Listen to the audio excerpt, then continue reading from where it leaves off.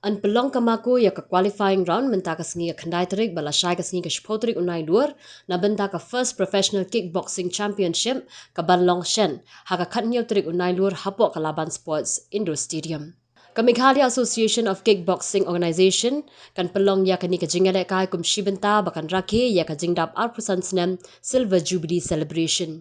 Ya kini kalumpung Jingïalehkai ka baar sengi jong ka qualifying round la Pynlong da ka Meghalaya Association of Kickboxing Association Mako na benta banjit ya kinong Jingïalehkai ki batbin na ka benta ka final jong ka first professional kickboxing championship. Dari ba Doni Rakhe dari founder president jong ka kickboxing hapo ka state Meghalaya. Ni lasdang ni Jingïalehkai na Snem kat kendai spak kendai pendriu dari state level banikong ya la Pynlong kat kendai spak kendai kupra. Mentangi sayo ya ka Silver Jubilee celebration hak bangi celebrate ya ka Jingdap arsan Snem jong ka kickboxing hapo ka state Meghalaya. Ini kalong ada ya sengi ka bangi Pynlong ya qualifying round. Asin ka banikong bangi na Pynlong ya professional kickboxing fight.